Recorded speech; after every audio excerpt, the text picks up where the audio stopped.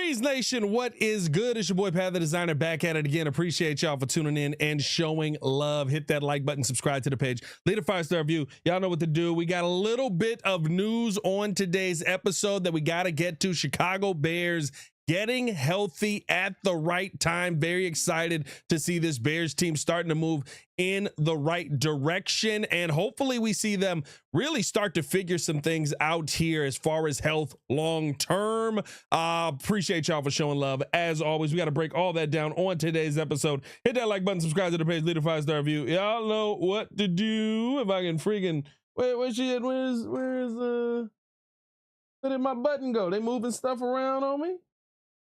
Oh, that's crazy. Oh, there it is. All right. Come on. I'm like, what the heck? Push the button. Come on. Push the button. Come on, push the button. Yeah, come on, push your button. You heard what she said. Y'all heard what Soo Young said. Hit that like button, subscribe to the page, leave a 5-star review. Y'all know what to do. Let's talk about some of these Bears injuries that have plagued the team and what could be something that is popping up here for the team moving forward. Of course, the big name that is on the list that is exciting to see back in good health here for the Chicago Bears is DJ Moore. There was a lot of concern around, whether DJ was going to be healthy. What was the situation with DJ Moore? Is this thing private? Did this make a live private? Bro, what the heck just happened there? Appreciate. Hold on, dog. Did this really just make the live private? That's annoying. That's incredibly annoying. Live should be live now. I guess if you weren't in here, welcome in.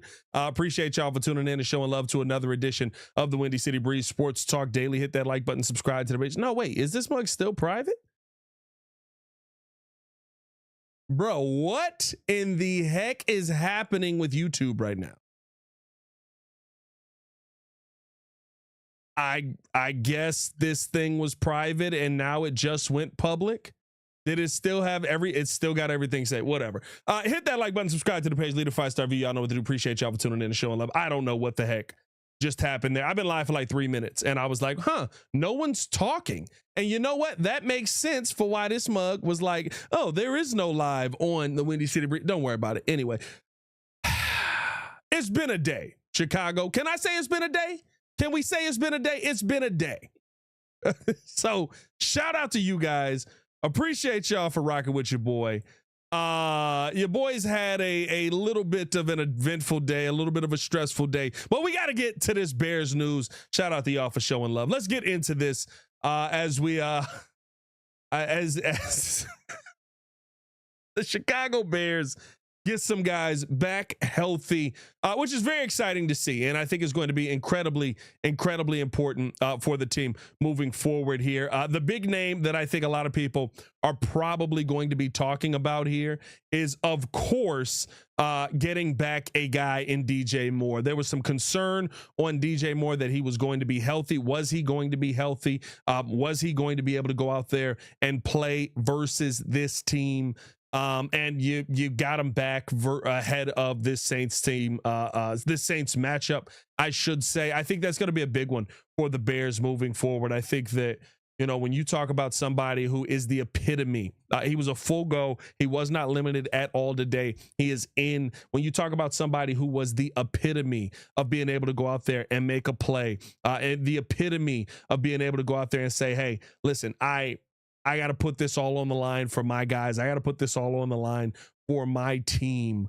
I'm going to be the guy that's out there making the blocks. I'm going to be the guy who's out there, opening up the holes for the run game as well down the field. I'm going to be the guy that's going to go out there and make some tough catches, even though I'm banged up right now. Like, that's exciting to get a guy like that back in the lineup. And I know a lot of people have really had some questions on, DJ Moore's commitment and things like that. I don't know how you're questioning a guy like DJ Moore at this point. I think, he truly is the embodiment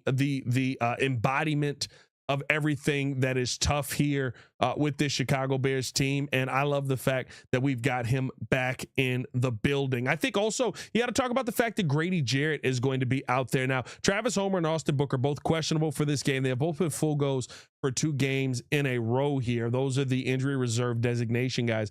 But getting a guy like Grady Jarrett possibly back, he's questionable. And I think adding him back into the adding him back into the mix on that defensive line, a defensive line that is continuing to improve, a defensive line that it feels like is continuing to get better week over week and is starting to feel a little bit more comfortable. You want to see a guy like Grady Jarrett out there just being able to go out there and make plays. You want to see a guy like Grady Jarrett who can just say, hey, no matter what, I don't have to have a full week of practice. And Ben Johnson talked about that, right?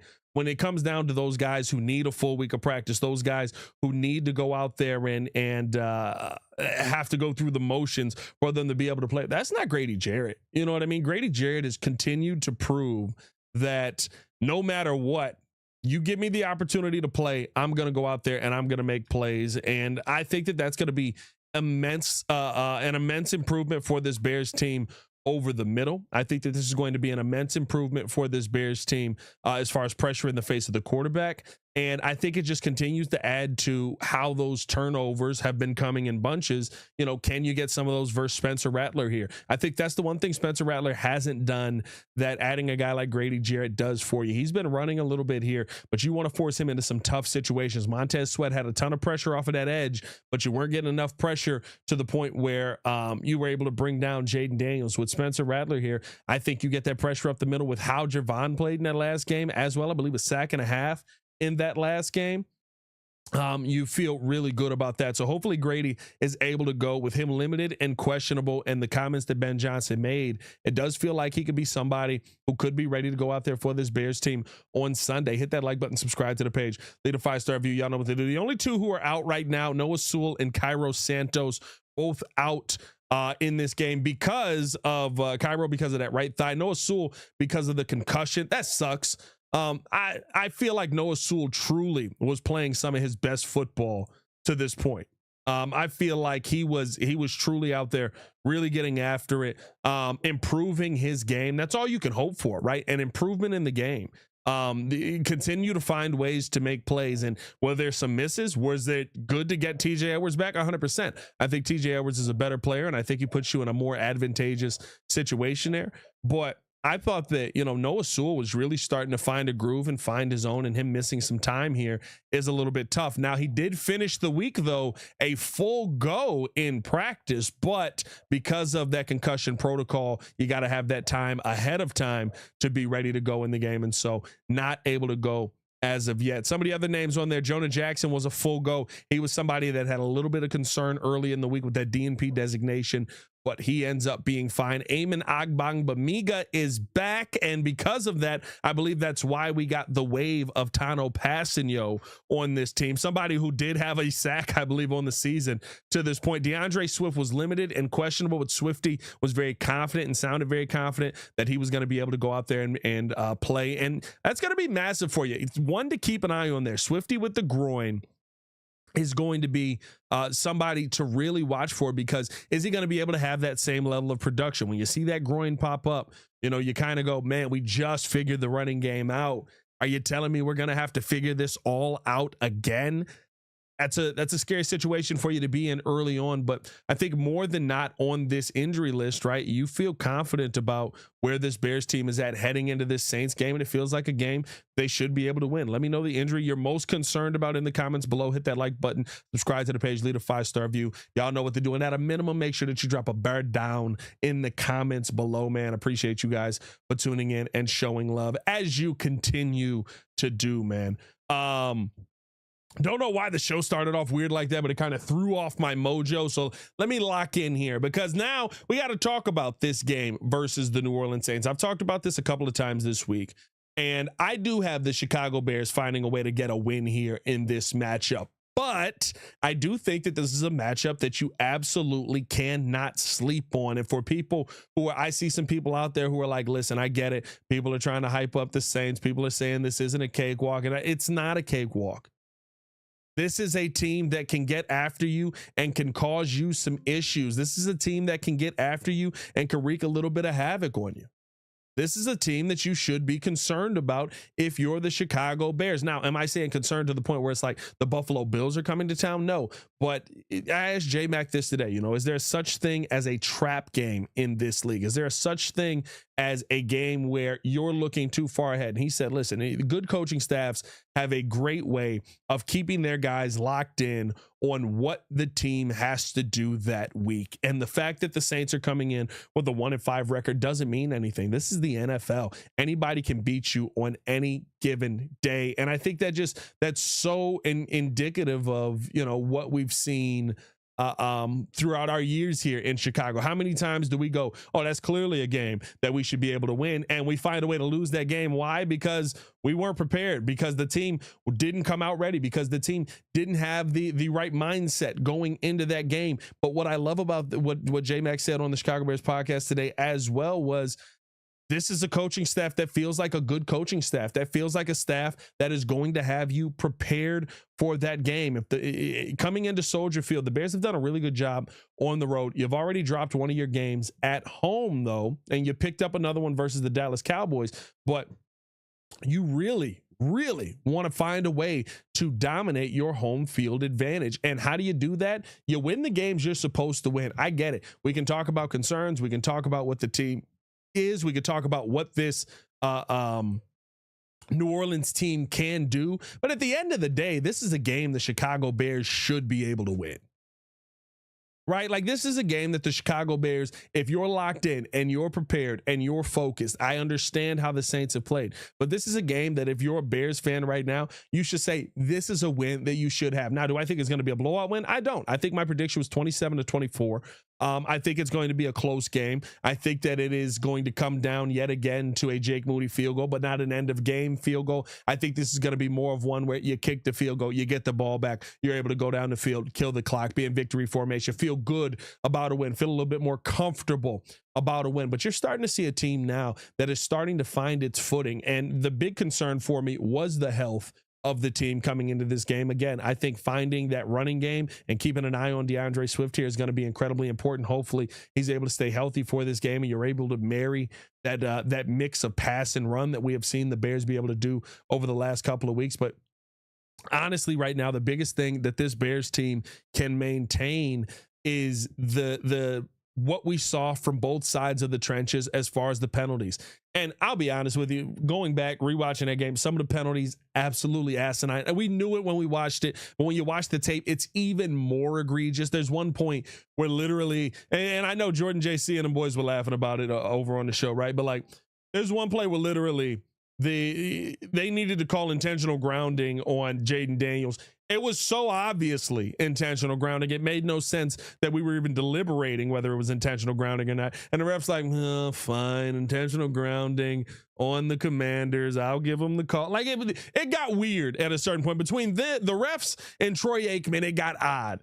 But outside of that, I thought the Bears played a fairly clean game. I mean, I probably would say the penalties that I looked at, and this is going to happen in games, right? There's going to be penalties that aren't penalties that are called on you, but the penalties that I thought you saw that were clearly, hey, you got to be better in those moments. You can't put yourself in those situations. There were maybe 3 or 4 of those. That's a vast drop off from the 12 to 15 that we were seeing starting the game, right? That's a vast drop off from the multitude of penalties that seem to come from the trenches. And I think the biggest thing that you could take away from that game is, yes, there were plays called back, but it wasn't on the pre-snap. It wasn't putting you in these 2nd and 15 positions on the pre-snap. Your offensive line wasn't making these mistakes. This is a confidence builder game, or it could be a confidence breaker game. And what I mean by that is you can build a lot of confidence versus bad football teams. Guess what? We've had teams doing that to us for years or after year after year at this point, right? How many teams have built their confidence and have gotten their footing right going up against the Chicago Bears? There's an opportunity for the Bears to do a little bit of that. You have a chance to go 4-2 here. You have a chance to get some confidence to me and your offensive line, which I think is going to be the biggest thing. I love the play that we saw not only from Theo Benedette and Darnell Wright, but from the interior of that O-line. If you get Theo Benedette and Darnell Wright to play at the level that they did while or even below that, while the interior of the offensive line plays as well as they did throughout that game, that was an interior that felt comfortable, that looked strong, that looked like they understood where everybody was supposed to be, and they weren't thrown off guard by stunts. They weren't thrown off guard by some twists. Like they were locked in on their assignment, and they knew what they needed to do. I thought that was a massive win for the Chicago Bears and something that you needed to see just from an offensive line perspective. These are games where you continue to build that confidence, where you continue to build that rapport with everybody that's out there. And these are games to me that a guy like Theo Benedict, you got to relish in. Hey, I got put in a tough game here, but that don't mean that my job is done. I love how Declan Doyle said it. You got to continue to do it over and over again. What did he say? He said, a successful moment is only a successful moment in the moment you have success. So if they come out in this game and Theo Benedict gets tossed around like a rag doll and the interior of the offensive line goes right back to where it was with some of the struggles that we saw from it, and Darnell Wright looks like he's not given enough energy, then we'll be right back having those same conversations. Oh, you had a pop-up game, but you couldn't maintain it versus the New Orleans Saints. Or this is the game where you start to create who your identity is. And some of those games that look like the other games you had this season, some of the fluke games, some of the games that maybe weren't perfect, you say, hey, those are the games that we're not used to seeing. Those are the games that, yeah, it's a bad game, but like, we don't see that from this offensive line like that. Like, it's funny how teams change throughout the season. One of my favorite things is when you go back and you watch the 06 season and you hear how they talk about the Bears when they get to that Arizona game. And it's the weirdest booth ever. Like, go back and see how booths were being done back in the day. It's the weirdest booth ever, but you hear them say, look at the Chicago Bears team. This is not a team that runs the ball. This is not a team that hands it off on third down. This is a team that drops back and passes, because in the first 4 weeks of the season, that's all we were doing. We were dropping back. We were making a pass. We were throwing on time, throwing on target. We were doing all the big things that we needed to do. Offensively, they were great. Rex Grossman wins Player of the Week. How'd that team finish the season? They were a run-first team. They were going to pound the ball down your throat. They were going to kill you defensively. It's so intriguing to me how you can see the identity of a team, and dare I say at the perfect time that Ben Johnson said, really start to find its footing. And now this is a game that you can make your identity your identity. This is a game where you can become, hey, Caleb, if you're making the easy passes, you can put this game away early. Hey, if this defense is able to go out there and get turnovers, I love that. J-Mac was also talking about, he said Al Harris came up to him before the game. And he said, yo, J-Mac, we getting 2 today. Talking about takeaways. Bears got 3. He said before the Raiders game, he said, yo, we getting 3 today. Bears got 4. They're teaching, look for the turnover. They're teaching, look for the takeaway. They're teaching, if you give this ball back to the offense, you're allowing Ben Johnson to do what he does best. On the offensive side, they're teaching, hey, we need to be aggressive. We need to ground and pound. We need to make sure that every play that we have, we are running it to the fullest potential. That's what you saw from that. You saw a team versus Washington that was willing to outwork, that was willing to outfight, that was willing to stand toe-to-toe and go blow for blow, and wasn't willing to go to stay on the ground. The Bears get down in that game. That's a game last year. Take whatever regime had. Get a last year, Matt Nagy, Matt Eberflus. The Bears probably don't find a way to win. So it's exciting to see that you're starting to create this identity, but these are the weeks that you have to go in there and stand on who you are and say, this is the type of football that we play. Doesn't matter if it's the 1-5 Saints. You know what's going to change when it's the 1-5 Saints versus the 4-2 Commanders. It's going to change how much we win by, because they don't have the talent to keep up with us. That's all it changes. I know we haven't seen it from Mike Tomlin in a while, but he's got one of the greatest lines ever. The standard is the standard, and it feels like that's what Ben Johnson is putting on display here. Let me know how you guys feel in the comments below, man. Hit that like button, subscribe to the page, leave a 5-star review. Y'all know what to do. Good to see that the Bears are moving in the right direction. I've got a Bears win coming this Sunday. The boys will be live for, we may have a guest live in here because I believe Joel's going to tailgate. So we may have a guest live in here, but we will be live on the Windy City Breeze for this Sunday's game. So make sure to tap in with us on that as well. As always, man, it's your boy Pat the Designer back at it again. Y'all stay safe out there, Chicago. Love you guys, man. Bear down, one love. Drop your predictions for this game in the comments below, and make sure to stay tapped in with everything that we've got coming here on the Windy